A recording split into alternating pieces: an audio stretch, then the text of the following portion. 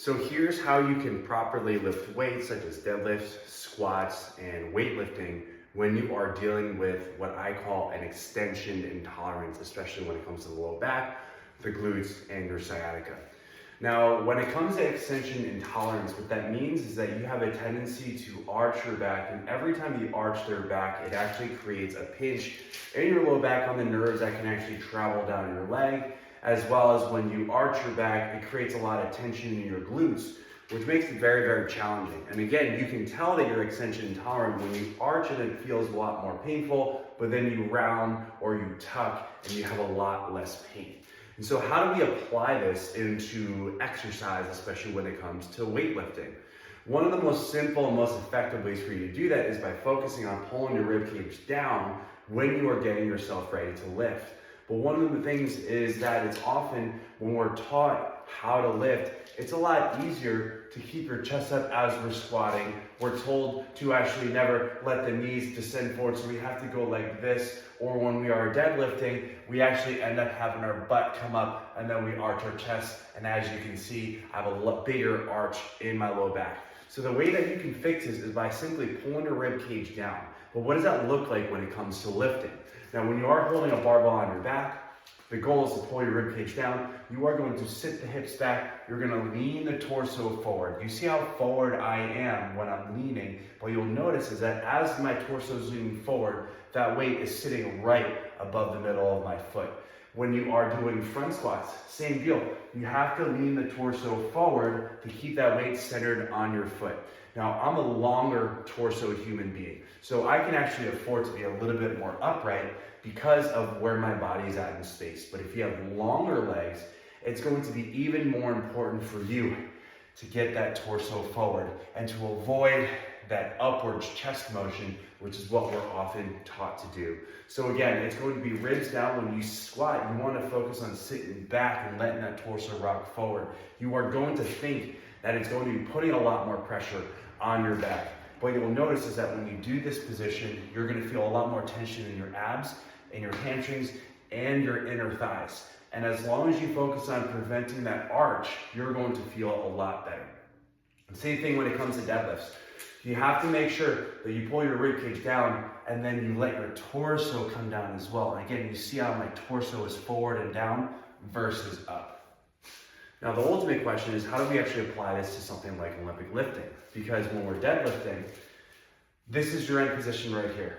But when we're Olympic lifting, snatches and clean and jerks, that barbell is going to be up on our shoulders or up overhead. So how do we do that? And it's going to be a lot about the setup itself. Now, this position and approach is going to be applied to both the clean and the snatch.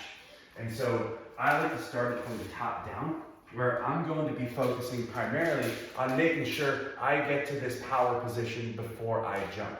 And so what a lot of people will do is that they're going to go here, they're going to let the hips come up, and then they're going to try to pull, and that creates a lot of torque in their low back, and especially when you're trying to arch. So how do you accommodate that? Two things. Number one, position. When you're getting down, you have to sit your hips a little bit lower. So instead of keeping your hips up, you're going to pull your hips down by pushing those knees out into your forearms. What you're going to notice is that when you bend the knees and you push your knees out, your hips come down, your hips are below your knees. You're going to feel tension in your hamstrings and your butt, but there shouldn't be any tension in your back because you're not putting stress. You're lowering your hips and you're putting all the tension in your glutes. You can then push your chest up, but in order for you to push your chest up, you have to pull your knees to the bar versus here arching. Hopefully you can see that difference.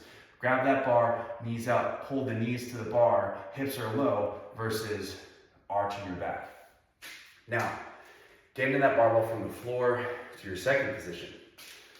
So now, when you have that bar down here, the important thing is that you keep your hips low as you bring that bar up. Shoulders are still on top of the bar. As you can see, my hips and shoulders rise at the same time. My hips aren't going up first, and that puts a lot of strain on my back. So from here, I push, hips and shoulders stay low. Get that barbell to your hips first before you jump. And so again, keep your hips low, knees into your elbows, get it to your knees, push up. As you can see, the barbell comes to me. I'm not pulling my hips to the bar, and that allows me to catch that barbell. You can focus on the second pull position by pulling from the blocks. I think that especially when you are dealing with extension-based intolerances, that you pull from the blocks first so you can really focus on engaging your glutes and getting into the right position. The last piece is going to be, how do we do it when we're overhead? Oftentimes when you're dealing with extension-based problems, your shoulders might be a little bit on the stickier side. So as a result, when you get that barbell up, you're gonna have to arch as a way to catch that bar and make it so that it's sitting right on top of you. But as you can see, I arch, extension, it creates a pinch. So how do we do that? Number one, roll out your upper back. That's going to be the key. But also number two, if you punch your hands and you push your head through, my shoulders are pretty flexible, but it's very, very stiff in this position. But when you take that bar, and you punch that bar up and you push your chest through, what you're gonna notice is that your shoulder blade is gonna be a lot more active, your shoulders are gonna be nice and stacked, and you won't be arching your back. So when you press up, don't push your head through the window, press up, push your chest through, and that allows you to stay nice and stacked, okay? Again, it's all going to be focusing on pulling ribs down, avoiding overusing your lower back by arching too much. And remember, you have to trust your abs. Your abs are there. Pull your rib cage down, let your torso come forward. I know it's a very, very scary thing and it's something that's completely new, but it's a very important way to lift safely while you're dealing with this pain.